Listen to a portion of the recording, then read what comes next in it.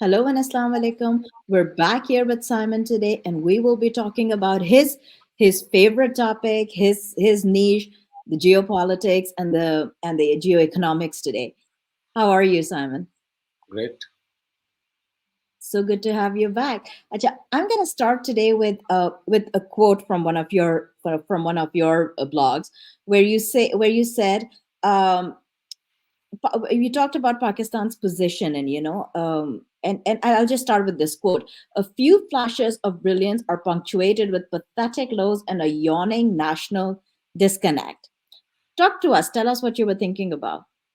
Okay. What it's not what I was thinking about. It's something that I am convinced about, and so are many patriotic Pakistanis who form the majority of Pakistan. Um I personally feel uh, Pakistan has always had flashes of brilliance. You see, the first example is Qaeda-e-Azam Muhammad Ali Jinnah. Hmm. Then we have the example of brilliance by the East Pakistani leaders like Nawab Sir Salimullah Khan, Qasim Fazle Haq, Hussain Sheikh Sohrawardi, and many others who were actually the building blocks of Pakistan. Uh, we ended up nowhere despite this brilliance. We've had this brilliance in various fields. We've had Dr. Salam, Nobel Prize. You have the our nuclear scientist who made Pakistan a nuclear weapon state. Brilliant. We had one of our best sportsmen, Imran Khan, who emerged as one of the most charismatic political leaders in Pakistan, and he still is. Uh, we used to have hockey once upon a time, even squash. It's all gone now. Uh, these have been the various flashes of brilliance. And there was a time in the 80s, mid 80s, and late 80s, uh, when the Pakistani computer industry was competing with the United States of America in hardware. Where has it gone now? It's nowhere. Hmm. We had great flashes of brilliance in Pakistan International Airlines. We had them in Pakistan Railways, which trained the railways right from Japan up to Malaysia and Sri Lanka. Walton Training School for the railways used to have a lot of foreign students who used to be trained. So it's been all over. PIA was the best airline in the world. They made so many airlines. They helped the Singapore Airlines, Malaysian Airlines, Korean Airlines, Emirates, all these. The flashes of brilliance ultimately got eclipsed by mediocre people, and that is what the yawning gap about Pakistan is. You see, when you make a house, you have to have an architectural plan. जो आप घर बनाएंगे Hmm. उसकी जो बुनियादें हैं वो चट्टान पे खड़ी होंगी, रेत पे नहीं। अगर रेत पे होंगी तो बहाव आएगा, पानी आएगा, सिंक वेल्स आएंगे, आपका घर तबाह हो जाएगा। पाकिस्तान की असल बुनियादें तो एक चट्टान पे बनी थी, जो कि पाकिस्तान का नज़रिया था और पाकिस्तान के अवाम की एस्पिरेशंस की रिफ्लेक्शन थी। लेकिन फिर हम उन बुनियादों को खोखला करते चले गए हैं। तो ये जो बुनियाद एक मजबूत होती है, इसको कहते हैं आर्किटेक्चर, और स्ट्रैटेजी Hmm. में इसको कहा जाता है आर्किटेक्चर ऑफ नेशनल पावर। मसलन हैंस मॉर्गेंथो ने कहा हुआ है, जिसको दुनिया भर में माना जाता है as the best writer on national power. उन्होंने कहा है कि national power rises from a relatively stable platform of geography Hmm. through various gradations of instability to the fleeting opportunities of national character and morale.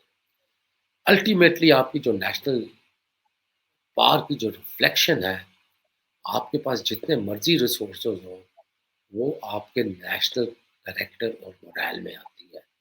आपका national character क्या है, आपकी leadership कितनी sincere है, जो इडियोसिंक्रेटिक फैक्टर्स हैं leadership में, वो कैसी है, क्या वो मुल्क के अवाम को मोटिवेशन दे सकते हैं कि सब यकसू होके एक ही वक्त काम करें अपने मुल्क के लिए और उसको उसको तरक्की के रास्तों पे गामजन करें। तो ये जो लास्ट फैक्टर है, fleeting opportunities of national character and moral, hmm, which falls in the domain of social dimension and societal dimension of any country. It falls in civil society is a small part of this. अगर आप इसको ignore कर देते हैं और अगर आप इसको मैनिपुलेट करते हैं, इसको करप्ट करते हैं, तो वो मुल्क कहीं भी नहीं रहता। हमने वो वक्त देखा है पाकिस्तान में जब 3 रुपए का डॉलर होता था। हम जब बलोगत पे पहुंचे तो हमने 13 रुपए का डॉलर खुद एक्सचेंज किया। आज आप देख रहे हैं हम्म, डॉलर का क्या है। पाकिस्तान इंटरनेशनल एयरलाइंस प्राइड होती थी जब हम बैरून मुल्क सफ़र करते थे तो पीआईए से बेहतर चॉइस ही कोई नहीं होती थी। और यह ज़्यादा देर पहले की बात नहीं, आज से 35-40 वर्ष पहले यही सूरत हाल थी। हर 5 मिनट बाद दुनिया के किसी न किसी एयरपोर्ट पर पाकिस्तान इंटरनेशनल एयरलाइंस का जहाज या त्यारा टेक ऑफ कर रहा होता था या लैंड कर रहा होता था। सब कुछ जो है ना हमारा वो तबाह हो चुका है पाकिस्तान में। तो ना मुझे हमने ना हमने अपना आर्किटेक्चर बिल्ड किया है और ना हमने नेशनल कैरेक्टर और मोरल में उन चीज़ों को दखल अंदाज होने दिया है जो हमारे जो मसलहतों के फैसले हैं उनको रद्द कर दिया। बिल्कुल। अब मुझे याद है एक वो ज़माना होता था जब कराची एयरपोर्ट का जो शुमार होता था वो I think world's busiest airports में कंटेंडर हुआ करता था। एक वो कराची सालों शहर पुरानी जो बात। था अरूसुल बिलाद कहलाता था। इट वाज़ द सिटी बिल्कुल, ऑफ। और जब कोरियन बिल्कुल, वॉर खत्म हुई तो टाउन प्लानर्स जो कराची के थे उनको उठाया गया और उनको सियोल लेके जाया गया, क्योंकि सियोल जो साउथ कोरिया का कैपिटल था वो बिल्कुल तबाह हो चुका था कोरियन वॉर की वजह। उसकी रीबिल्डिंग, उसकी रीडिज़ाइनिंग, और अब तो सियोल बहुत ज़्यादा फैल गया है, वो बिल्कुल। पाकिस्तानियों ने की, कराची के टाउन प्लानर्स ने की थी।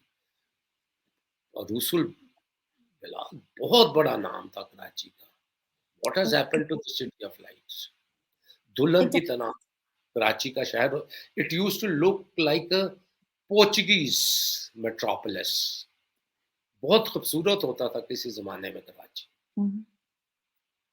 तो क फिर उसके बाद कराची ने बहुत-बहुत तरक्की देखी, हमारा पोर्ट बहुत वो होता था। अम, अच्छा ये बताएँ आप मुझे, आपने ना 2 बातें की अभी, एक अभी और एक आपके उसमें से भी और उसको टाई करते हैं। एक तो हम लोग आपने अभी जो बात की उसके अंदर ये कि अम, एक आर्किटेक्चर की बात की आपने, राइट? एक स्कैफोल्डिंग की कि जिसके ऊपर एक बुनियाद बनती है, राइट? व्हेन यू सेड एक चट्टान है जिसके ऊपर बनता है। हमारा कॉन्स्टिट्यूशन ही इतनी देर में आया, राइट? क्योंकि हमारा तो कॉन्स्टिट्यूशन फौरन बना ही नहीं। उसके बाद वो सारा नजरिया ज़रूरत आ गया जो आज भी हम देख रहे हैं कि वो उसके रिपरकशंस हम वो कर रहे हैं। आपने अपने आर्टिकल में कहा था, the reason for this law lie in a constitution subjected to unchecked abuse. Let's talk about that. Yes, not only unchecked abuse, I have used it in another article, Hmm. Surgical procedures by butchers. जब कसाब जो है Hmm. वो आपकी micro surgery करेंगे आपके आइन की, तो फिर यही होगा जो पाकिस्तान के साथ हो रहा है। अच्छा, एक और मैं आपको बताऊँ, एक अहम चीज़ हम पॉइंट ना मिस कर जाएँ। देयर इज़ समथिंग जी। Known as the elements of national power. आपकी जो नेशनल पावर है, उसके Hmm. आंसर क्या होते हैं? क्योंकि जब आपके आर्किटेक्चर सही है, आपने Hmm. आंसर आइडेंटिफ़ाई कर लिए हैं सही तरीके Hmm. से, तो Hmm. फिर आपकी नेशनल प्रायोरिटीज़ बनती हैं जिसको आप नेशनल इंटरेस्ट कहते हैं, और उसके बाद जी। मुताबिक आप तरक्की करते हैं। सबसे पहले है आपका Hmm. जुग्राफ़िया। शायद ज़्यादा पाकिस्तानियों को इल्म नहीं कि दुनिया का हर मौसम पाकिस्तान में है। जो नॉर्थ और साउथ पोल का मौसम है वो भी पाकिस्तान में मौजूद है, और 56 से 60 डिग्री सेंटीग्रेड दर्जा हरारत गर्मी का वो भी पाकिस्तान में मौजूद है। पाकिस्तान में बिल्कुल। दरियाओं की बहार है। हम सिर्फ पंजाब का 5 दरिया कहते हैं, 17-18 दरिया हैं जो पाकिस्तान में से गुज़रते हैं। और हुँ, वो जो ज़रख़ेज़ी अपने साथ लेके आते हैं और जो हमारे एलुवियल प्लेन्स हैं और वादियाँ हैं, वो इतनी ज़रख़ेज़ हैं, हमने अपनी वाटर मैनेजमेंट ही नहीं की है। हमारे तकरीबन 12 से 15 तरबेला डैम का पानी हर साल समुंदर बुर्द हो जाता है। बारिशें आती हैं, सैलाब आते हैं, 4 से 6 तरबेला डैम का पानी हमारा साउथ पंजाब, सिंध और बलूचिस्तान में हर साल खड़ा रहता है। हम हुँ, उस पानी को हार्नेस नहीं कर सके। हम डैम नहीं तो एक तो हमारे ज्योग्राफी का ये हो गया, दुनिया का हर सीज़न है, हर हुँ, चीज़ यहाँ पे हो सकती है। बिल्कुल। दूसरा आपके पास सोने की खानें हैं, आपके पास कॉपर है, आपके पास टिन है। पूरी दुनिया में दूसरे नंबर पे पाकिस्तान के लिग्नाइट कोल के रिज़र्वॉयर्स हैं। हुँ, हुँ, लिग्नाइट कोल जो है ये रिफाइनरी के साथ इसमें से डीज़ल, पेट्रोल हर किस्म की एनर्जी की डेफ़िनेशन निकलती है। वो हम नहीं एक्सप्लॉइट कर सके। पाकिस्तान में जिन लोगों ने चाहा कि लिग्नाइट कोल की रिफाइनरीज़ लगाएँ पाकिस्तान में, उनके लिए हुँ, रास्ते बंद कर दिए गए। They were not allowed to function. जो बड़े-बड़े इंडस्ट्रियल माफियाज़ हैं पाकिस्तान में, जो 60s में वजूद में आए थे, क्योंकि हुँ, हुँ, उनका तालमेल था हार्वर्ड स्कूल के साथ और कैपिटलिज़्म के साथ। वो उन्हीं के अगर आप हुँ, इयन टैलबॉट की किताब पढ़ें, India and Pakistan inventing a nation, उसमें उसने ज़िक्र किया है कि ये जो अंसर था पाकिस्तान की इंडस्ट्रियल और बिज़नेस एलीट में इंजेक्ट कर दिया गया डीएनए 60s में, he called it hmm, the permanent mafia. उसकी वजह से पाकिस्तान ब्रेकआउट नहीं कर सका। हमने बहुत तरक्की की 60s में, उसकी रीज़न ये थी कि पाकिस्तान नया मुल्क बना था, लोगों में जोश था, लोगों में बलबला था। और फिर हमारे वो इंडस्ट्रियलिस्ट जो अ, बड़े-सगीर के बड़े इंडस्ट्रियलिस्ट थे जब वो पाकिस्तान में आ गए, जैसे पीको हुँ, वाले थे, जैसे आदमजीत थे, इस्फ़हानी थे। ये अपनी सारी इंडस्ट्री इधर ले आए, कुछ ईस्ट पाकिस्तान में ले आए, कुछ इधर ले आए। तो इन्होंने पाकिस्तान को बहुत ज़्यादा तरक्की करवाई। लेकिन हुँ, भुट्टो साहब ने आके छुरा फेर दिया इन सब पे। नेशनलाइज़ करने के बाद वो चैप्टर हमारा क्लोज़ हो गया। इंडिया का क्लोज़ नहीं हुआ। एक ज़माना था बीको कम्पीट करती थी टाटा के साथ। अब हुँ, टाटा कम्पीट करती है नासा के साथ और स्पेस एक्स के साथ। तो अ, बहुत हमने टाइम ज़ाया कर दिया और जो हमारे काम हुए हुए थे, उनको तबाह-बर्बाद कर दिया। हमने अपने मुल्क को बहुत पीछे धकेल दिया और पूरे इस्लामिक वर्ल्ड में एक मुल्क की आप मुझे मिसाल दे दें, मलेशिया के अलावा और टर्की के अलावा, जहाँ पर कोई ऐसा निज़ाम है जहाँ पर अवाम की ख्वाहिशात की गमाज़ी की जाती है, नहीं होती। हुँ, और एशिया और टर्की भी इतने हाईली इंडस्ट्रियलाइज़ नहीं है, जैसे सिंगापुर है या जैसे साउथ कोरिया है या जैसे जापान है, यानी अंधों में वो काने राजे हैं। तो ये आलम है हमारा। हमारा इसी तरह एजुकेशन के मैदान में हुआ है, टेक्नोलॉजी के मैदान में हुआ है। पाकिस्तान में गाड़ियाँ असेंबल होती थी लॉकडाउन किटों के साथ 60s-70s में। ये डबल डेकर बसें चला करती थी जब हम हुँ, बच्चे थे। They were all assembled in Pakistan. उनके इंजन्स आते थे, बाकी सब कुछ यहाँ। अब क्या है, अब तो बनी-बनाई बसें चाइना से आ रही हैं। हर चीज़ को पार्को बनाई गई पाकिस्तान ऑटोमोबाइल कॉर्पोरेशन, उसको भी लूट लिया लोगों ने, वो भी तबाह हो गई। तो इट्स ये जो दास्तान है बर्बादी की और तबाही की, ये हमारे हर जो every vein of Pakistan's national life, हुँ, पाकिस्तान की हर रग में जो है ना ये सरायत कर चुकी हुई है। और अ, मैं ये समझता हूँ कि जब तक कोई ऐसे हुक्मरान नहीं आएँगे जो समझ सकें कि नेशनल पार्क का आर्किटेक्चर क्या है और उस आर्किटेक्चर के बेसिस के ऊपर वो अपनी नेशनल इंटरेस्ट को आइडेंटिफ़ाई करें और नेशनल प्रायोरिटीज़ बनाएँ, जो बैक वक़्त पर साथ-साथ यकसुई में, यूनिज़न में चलें, हम तरक्की नहीं कर सकते। मैं आपको बड़ा एक अहम चीज़ बताना चाहता हूँ। We were very motivated in 2012। तो अ, 2013 में इलेक्शंस होने थे तो फैसला हुआ कि मैनिफेस्टो बनाया जाए। अ, मैंने गुज़ारिश की, मैंने कहा कि जी हमारे मैनिफेस्टो है, it must begin with our architecture of national park. हम ये हम्म कहें कि इमीडिएट, मिड और लॉन्ग टर्म में नेशनल पार्क का जो आर्किटेक्चर है और पाकिस्तान की जो स्ट्रेंथ्स हैं, उनके ऊपर पाकिस्तान को आगे बढ़ाएँगे। तो मुझे याद है क्रिसमस के दिन थे 2012 में, मैं नाम लेना चाहूँगा। शाह महमूद कुरैशी साहब थे, जहांगीर अशरफ काज़ी पाकिस्तान के foreign hmm secretary, ambassador to India, ambassador to United States of America, वो हमने पूरी रात, दिन-रात, कई दिन मेरे घर में और उसके बाद जहांगीर अशरफ काज़ी साहब के घर में इतना काम किया, इतना। हम्म अगर आप निकालें 2013 का मैनिफेस्टो पाकिस्तान तहरीक-ए-इंसाफ का, उसके पहले 2 सफ़ों में अगर आप मेरे आर्टिकल्स पढ़ते हैं तो आपको एहसास हो जाएगा, सब कुछ वही लिखा हुआ है जो कि आर्टिकल्स में लिखा हुआ था। लेकिन फिर आखिरी वक़्त पे क्या हुआ, 1 दिन पहले मुझे कहा गया कि जी hand it over to Shireen Mazari and Asad Umar. अब शीरी मज़ारी और असद उमर हम्म कहाँ हैं, आप सबको पता है। तो सारा सेहरा उनके घर सर चढ़ गया। लेकिन मैंने तो ब्लैक एंड व्हाइट में लिखा हुआ है, अखबारों में लिखा हुआ है, मीडिया में मौजूद है, ब्लॉग्स में मौजूद है, वही चीज़ें वहाँ पे थी।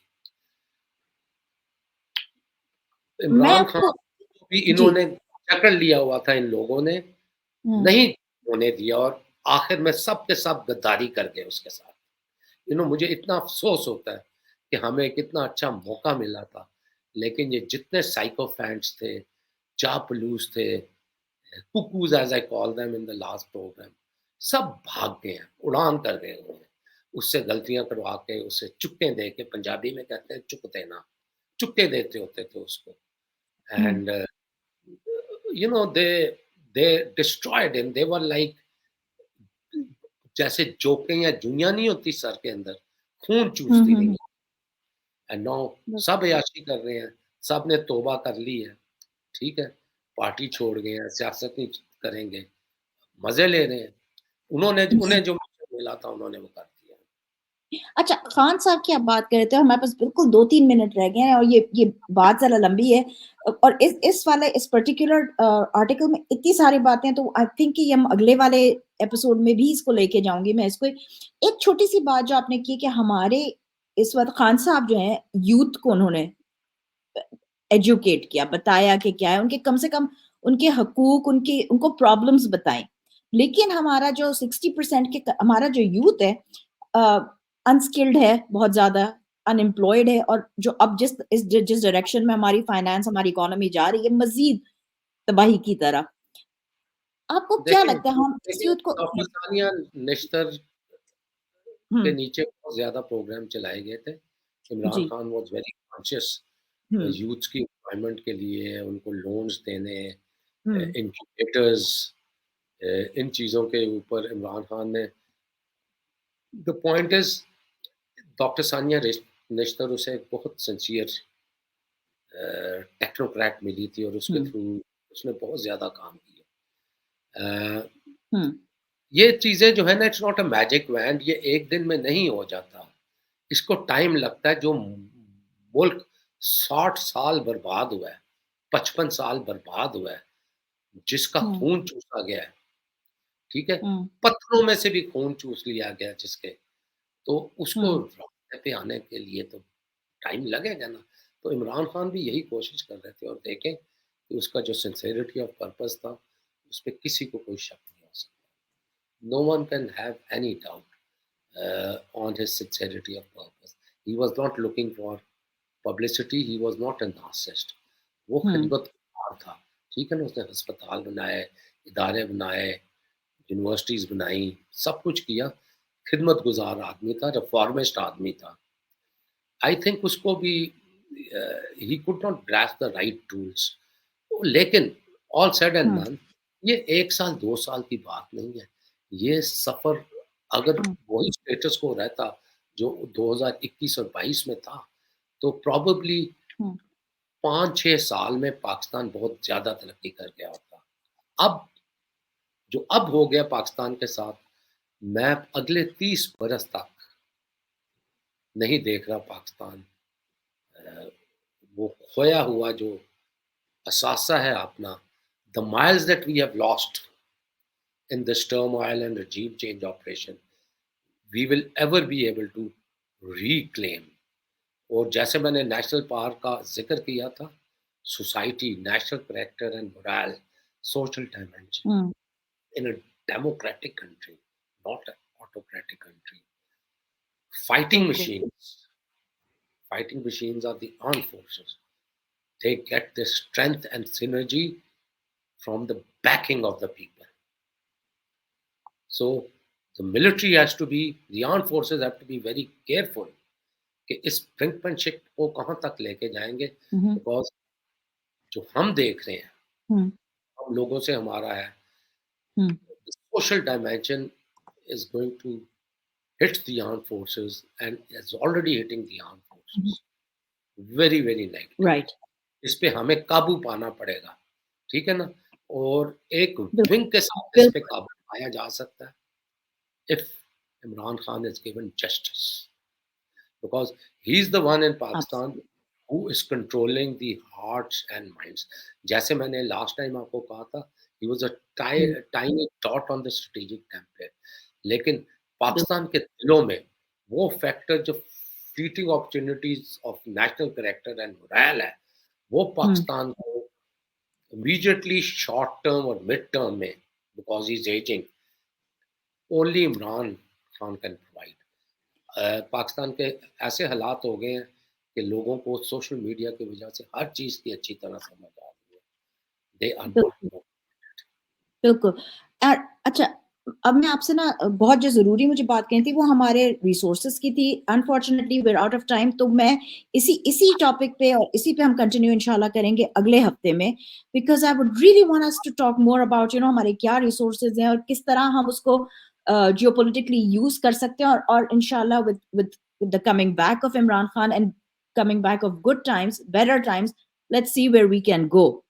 हाँ, I like to end up जी. बिफोर सेइंग पाकिस्तान ज़िंदाबाद, मेरा एक अपना टूटा-फूटा शेर है आज़ाद शायरी का। जी. मेरा रकीब मेरे अंदर है, रकीब हुँ. दुश्मन को कहते हैं, कॉम्पिटिटर। मेरा रकीब मेरे अंदर है, मेरा वजूद मेरा दुश्मन है। मैं अपने आप से जंग में हूँ, मैं अपने आप से जंग में हूँ, मेरी हालत मेरे वतन सी है। ये जंग आपने कल भी देख ली क्रिकेट मैच में। We are Thank you. Destroying ourselves. That's the sad truth. We are destroying ourselves. बहुत बेहतरीन आपने एंडिंग की, तो इसके बाद मैं कुछ और नहीं कहूंगी सिवाय शुक्रिया के. And I am looking forward to continuing this discussion. Raise your hand, Pakistan Pakistan ज़िंदाबाद। जिंदाबाद.